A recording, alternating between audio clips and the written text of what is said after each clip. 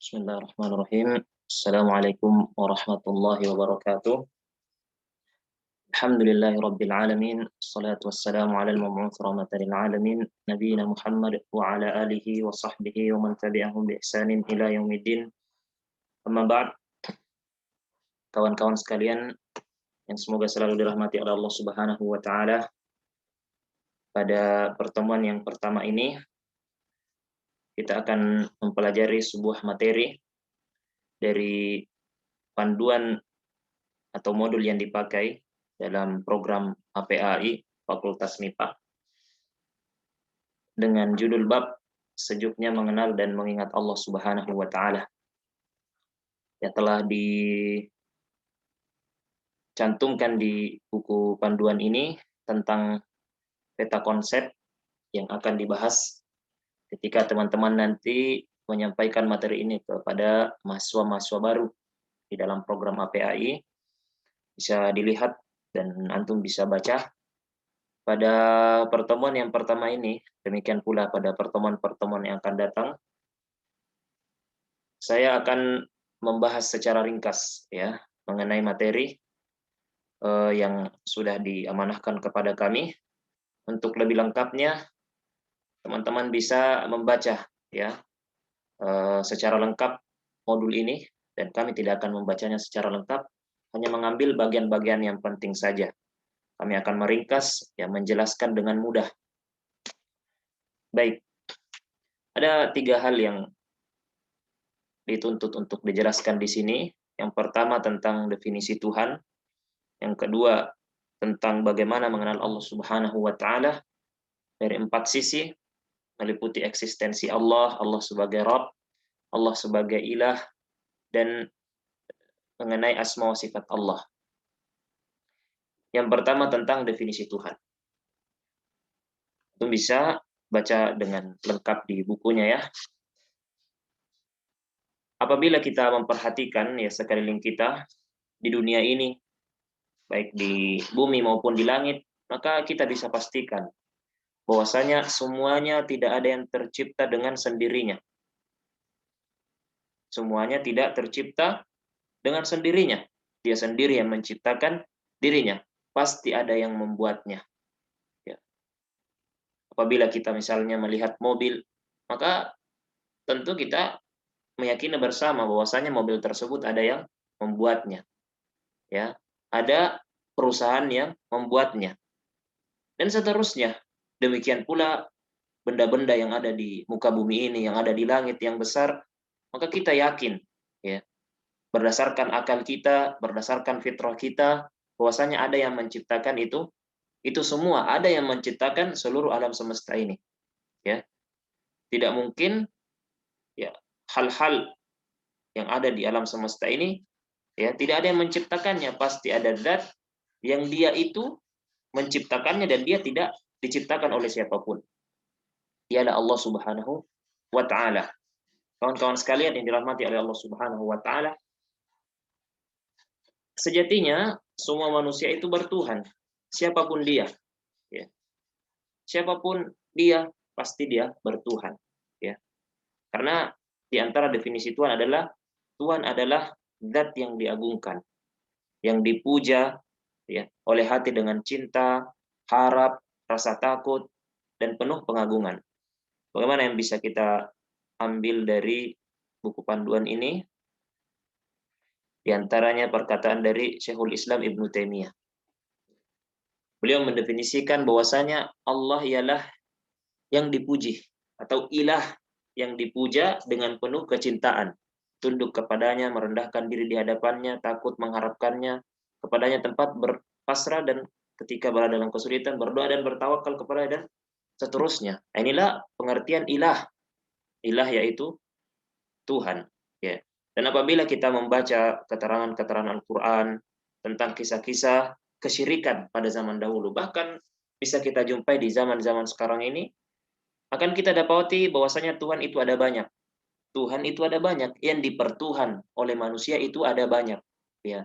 Sebagian manusia mempertuhan patung berhala, sebagian manusia mempertuhan nabi, bahkan sebagian manusia ada yang menjadi hamba, ada yang menjadi budak dinar dan dirham, ada yang menjadi budak syaitan, ada yang menjadi budak hawa nafsunya.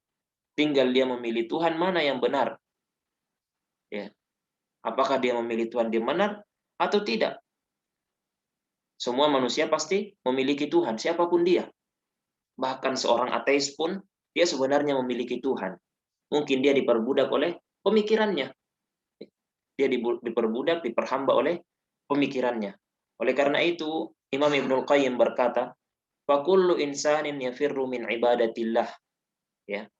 Setiap orang yang enggan menghambakan dirinya kepada Allah Subhanahu wa taala, fa innahu sayabqa fi riqqis syaitan. Maka dia akan senantiasa berada dalam penghambaan kepada syaitan. Wa yakunu 'abidan lisyaitan, sehingga dia menjadi hambanya syaitan. Ya. Maka bagi kita, bagi seorang muslim, menjadi hamba Allah adalah pilihan yang terbaik bagi seorang manusia. Allah Subhanahu wa taala berfirman, "Dzalika bi anna Allaha huwal haqq wa anna ma yad'una min dunihi huwal batil." Demikianlah karena Allah Subhanahu wa taala dialah Allah yang hak, sesembahan yang hak, yang satu-satunya yang berhak untuk diibadahi. Dan apa saja yang mereka sembah selain dari Allah Subhanahu wa taala itu adalah tuhan-tuhan yang batil, ilah-ilah yang batil. Ilah yang dipertuhan oleh manusia itu bisa beraneka ragam. Kaum Nasrani menuhankan Nabi Isa, ya. Dan seterusnya, ada yang menuhankan berhala, ada yang mempertuhan malaikat, ada yang diperbudak oleh hawa nafsunya. Akhirnya seorang manusia itu tidak bisa lepas dari perbudakan. Tinggal dia memilih, dia mau diperbudak oleh Allah Subhanahu wa taala dengan mengikuti perintah-perintahnya, ataukah dia diperbudak oleh hawa nafsunya sehingga dia tunduk di bawah hawa nafsu. Kemudian ketahuilah bahwasanya Allah Subhanahu wa taala sebagai Tuhan kita, sebagai pencipta kita, tidak mungkin menciptakan hambanya dengan sia-sia. Allah Subhanahu wa taala juga tidak akan memberi rezeki kepada makhluknya tanpa tujuan apa-apa. Dan tujuan manusia diciptakan adalah untuk beribadah kepada Allah Subhanahu wa taala. Allah Subhanahu wa taala berfirman, "Wa ma khalaqatul jinna wal insa illa liya'budun." Tidaklah aku menciptakan jin dan manusia melainkan untuk beribadah kepadaku, melainkan untuk mentauhidkanku. Adapun selain dari manusia, maka mereka diciptakan sebagai sarana bagi manusia untuk beribadah kepada Allah Subhanahu wa taala. Sedangkan manusia, dia diciptakan oleh Allah Subhanahu wa taala tujuannya hanya satu, yaitu untuk beribadah kepada Allah Subhanahu wa taala. Maka apabila telah jelas bagi kita semua bahwasanya tujuan manusia diciptakan adalah untuk beribadah kepada Allah Subhanahu wa taala, maka ketahuilah bahwasanya ibadah itu tidak mungkin akan ditegakkan melainkan dengan mengenal tiga hal. Ibadah tidak mungkin akan kita laksanakan dengan baik melainkan kita mengenal tiga hal.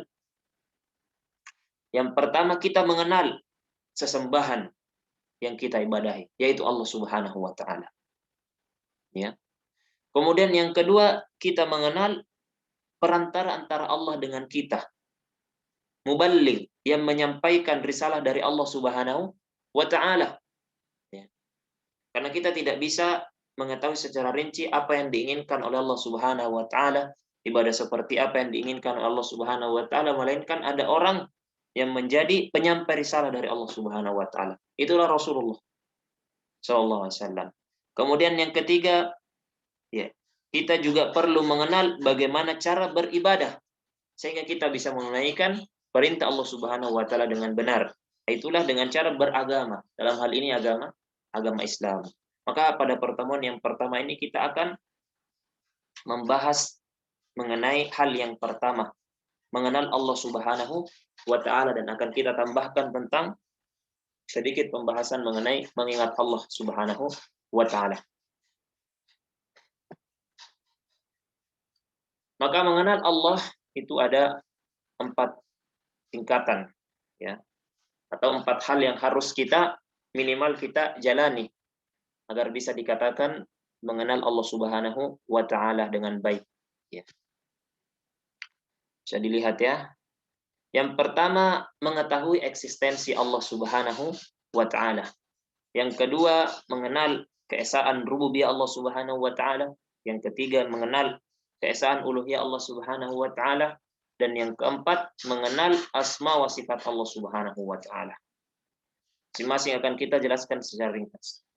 Pertama, mengetahui eksistensi Allah Subhanahu wa taala atau keberadaan Allah Subhanahu wa taala.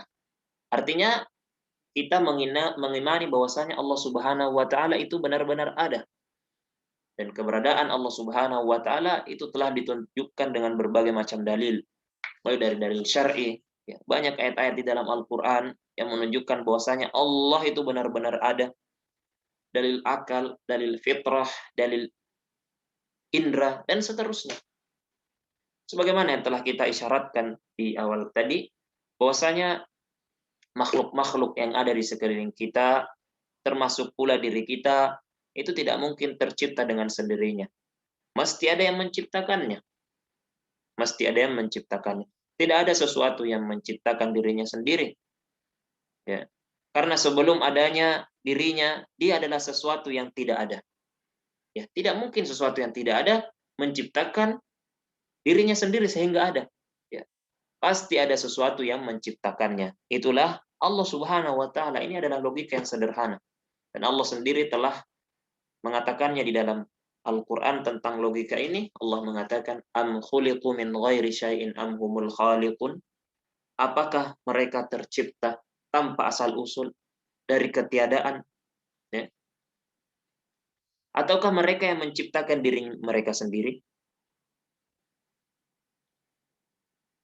Maka ini di antara dalil akal, ya, yang bisa kita pahami secara sederhana bahwasanya semua yang ada di alam semesta ini pasti ada yang menciptakannya. Dia adalah Allah Subhanahu wa taala yang menciptakannya. Adapun dalil syar'i, maka seluruh hukum di dalam Al-Qur'an yang membicarakan tentang maslahat, ya, bagi manusia menjadi bukti adanya Tuhan, adanya Allah yang Maha Bijaksana yang akan mengatur makhluknya. Ya.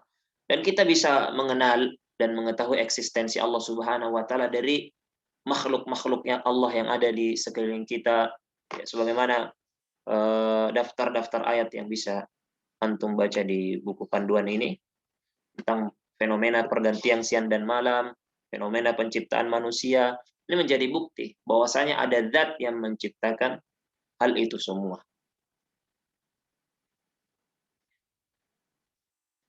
Kemudian yang kedua, mengenal keesaan rububiyah Allah Subhanahu wa taala. Yaitu mengimani bahwasanya Allah adalah Rabb segala sesuatu. Mengimani bahwasanya Allah adalah Rabb segala sesuatu. Maknanya apa? Bahwasanya hanya milik Allah lah penciptaan, kepemilikan, dan pengurusan. Hanya Allah Subhanahu wa taala yang menciptakan segala hal di muka bumi ini. Dari yang awalnya tidak ada menjadi ada. Ya, adapun manusia, dia tidak bisa menciptakan dari hal yang sebelumnya tidak ada menjadi ada. Dia hanya bisa mengubah dari satu bentuk ke bentuk yang lain. Ya. Membuat mobil, ya pasti ada bahannya. Bahannya ini manusia tidak bisa menciptakannya. Adapun ya menciptakan dari sesuatu yang tidak ada menjadi ada, ini hanya dimiliki oleh Allah Subhanahu wa taala. Hanya Allah Subhanahu wa taala yang mampu melakukan itu semua. Demikian pula seluruh yang ada di muka bumi ini murni milik Allah Subhanahu wa taala, dan Allah Subhanahu wa taala yang mengatur segala sesuatu. Allah Subhanahu wa taala berfirman, "Ala lahul khalqu wal amr." Ya.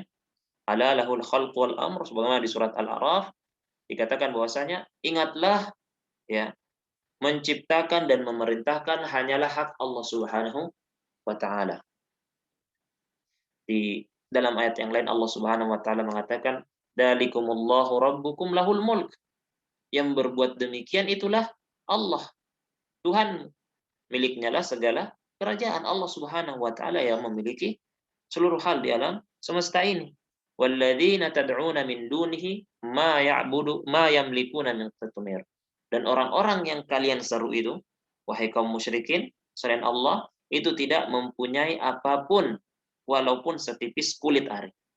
Kita tidak berhak atas apapun yang ada di muka bumi ini. Ya.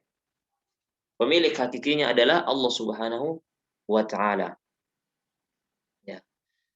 Maka sebagai seorang manusia, kita wajib untuk mengimani keesaan rububiyah Allah Subhanahu wa taala, bahwasanya hanya Dialah yang mencipta, memiliki dan mengatur alam semesta. Dan bahkan keimanan ini diimani oleh seluruh makhluk.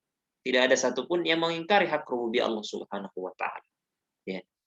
Apabila ada yang mengingkari bahwasanya tidak ada yang menciptakan, hakikatnya apa yang ada di hatinya itu bertolak belakang dengan di lisannya. Ya, hatinya pasti meyakini secara fitrah bahwasanya pasti ada yang menciptakan. Sebagaimana keyakinan kaum Quraisy. Mereka meyakini bahwasanya Allah lah yang menciptakan segala hal yang ada di muka bumi ini. Ya. Allah Subhanahu wa taala berfirman, "Wala in sa'altahum man khalaqas samawati wal ard." Seandainya engkau tanya, ya, kepada mereka, wahai Muhammad, siapa yang menciptakan langit dan bumi? La yaqulunna atau la yaqulanna khalaqahunna al-azizul alim. Sesungguhnya mereka akan berkata, bumi dan langit itu diciptakan oleh Allah yang maha perkasa lagi maha mengetahui. Mereka meyakini bahwasanya segala hal yang ada di muka bumi ini ada yang menciptakannya, diciptakan oleh Allah Subhanahu wa taala. Kemudian yang berikutnya, mengenal tentang keesaan uluhiyah Allah Subhanahu wa taala. Yaitu mengimani bahwasanya Allah lah yang berhak diibadahi satu-satunya. Ini hal ketiga yang harus kita imani apabila kita ingin dikatakan mengenal Allah Subhanahu wa taala. Kita mengimani tentang keesaan uluhiyah Allah. Hak Allah Subhanahu wa taala untuk diibadahi satu-satunya. Ya. Dan inilah titik pertikaian antara para nabi dan kaumnya. Kaumnya mengimani rububiyah Allah Subhanahu wa taala, akan tetapi dia tidak atau mereka tidak mengimani uluhiyah Allah Subhanahu wa taala. Ya. Kaum musyrikin sebagaimana yang tadi kita sampaikan, mereka mengesahkan Allah Subhanahu wa taala, ya, di dalam penciptaan. Mereka meyakini Allah yang menciptakan, Allah yang memberikan rezeki, akan tetapi mereka tidak mengesahkan Allah Subhanahu wa taala dalam hal peribadatan. Mereka tidak mentauhidkan Allah Subhanahu wa taala, melainkan mereka menyembah banyak Tuhan. Ya, mereka menyembah banyak Tuhan. Oleh karena itu, tatkala Nabi Shallallahu alaihi wasallam menyuruh mereka untuk mentauhidkan Allah Subhanahu wa taala, apa kata mereka? Allah katakan di dalam Al-Qur'an, "Aja'alal alihata ilaha wahida?" Ya. Apakah Muhammad bermaksud untuk menjadikan Tuhan itu menjadi satu saja? Ya. Karena Tuhan mereka banyak. Ya. Dikatakan di dalam sebuah hadis bahwasanya Tuhan mereka 6 di bumi, 1 di langit. Mereka tetap mempertuhankan Allah Subhanahu wa taala, akan tetapi mereka tidak menjadikan Allah sebagai Tuhan satu-satunya. Melainkan mereka menjadikan, ya, benda-benda lain di bumi ini sebagai Tuhan. Tuhan mereka ada banyak. Ya. Memang salah satunya Allah, tapi mereka tidak mentauhidkan Allah Subhanahu wa taala.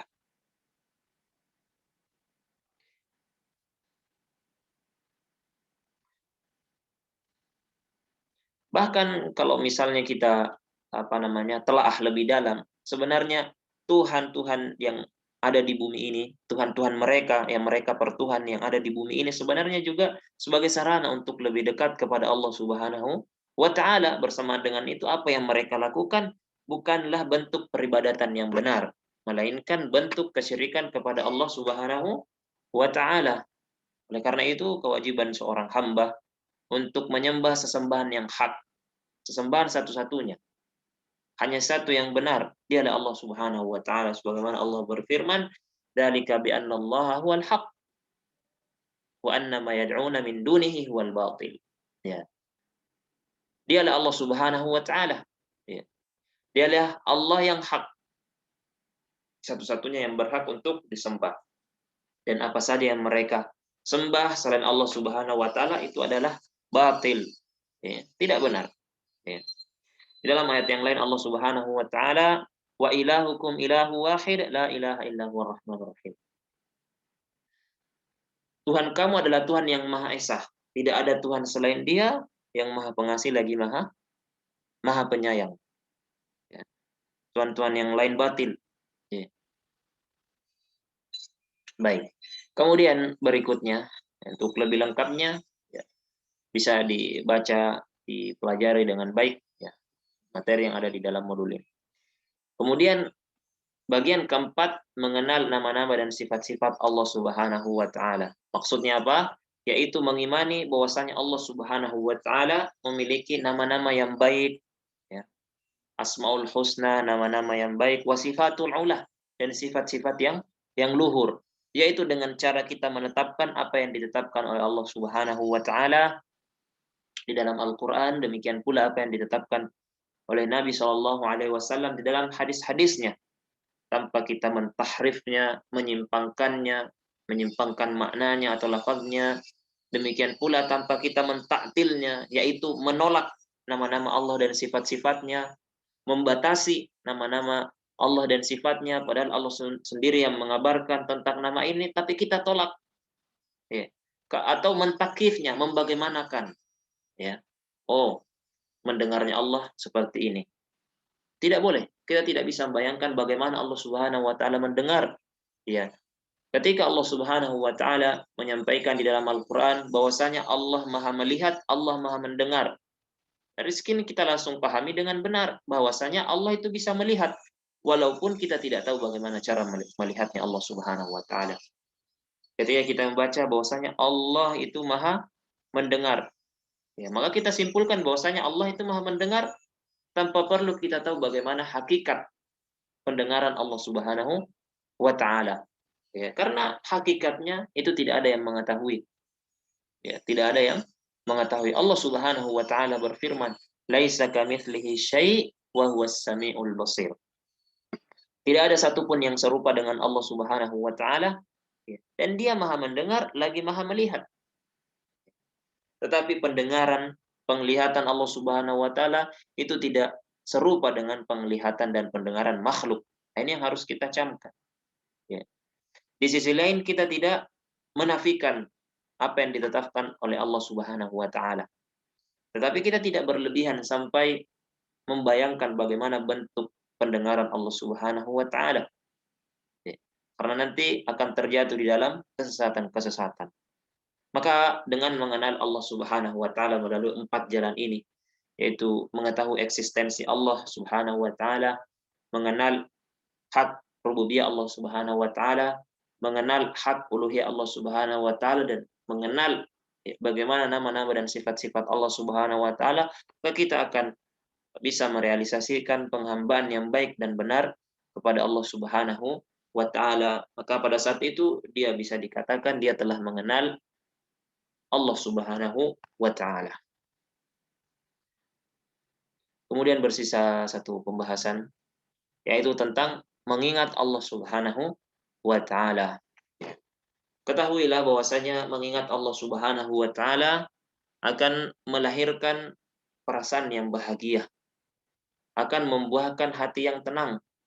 Allah Subhanahu wa taala berfirman, "Walladzina amanu wa tatma'innu qulubuhum bidzikrillah." Yaitu orang-orang yang beriman dan hati mereka menjadi tentram dengan mengingat Allah Subhanahu wa taala. Ala bidzikrillah tatma'innul qulub. Ya, ingatlah hanya dengan mengingat Allah hati menjadi tentram. Maka ingat Allah Subhanahu wa taala. Apabila kita mengingat Allah, ya, maka akan melahirkan kebahagiaan di dalam hati kita. Dan semakin banyak kita mengenal Allah Subhanahu wa taala, semakin banyak kita mengingat Allah Subhanahu wa taala, maka Allah juga akan semakin mengingat kita. Allah Subhanahu wa taala berfirman, "Fadhkuruni adzkurkum washkuru li wala takfurun." Ya. Ingatlah kepadaku, pasti aku akan mengingat. Bersyukurlah kepadaku dan janganlah engkau ingkar kepadaku. Maka teman-teman sekalian, kita butuh perhatian dari Allah Subhanahu wa taala, ya. Maka caranya dengan berzikir, mengingat Allah Subhanahu wa taala, membaca Al-Qur'an, ya. Hati kita itu ada dalam genggaman Allah Subhanahu wa taala. Allah yang memberikan kebahagiaan ke dalam diri kita. Maka hendaknya kita mencari kebahagiaan itu dengan cara membaca firman Allah Subhanahu wa taala, membaca Al-Qur'an, membaca zikir-zikir, ya.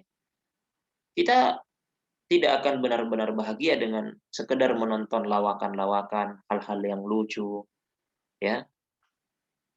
Karena tawa di mulut itu, tawa di mulut itu tidak menunjukkan bahagianya di hati. Betapa banyaknya orang yang mungkin dia sering tertawa, ya, suka tertawa, melucu, tetapi hatinya menderita. Karena kebahagiaan itu ada di dalam hati. Ya.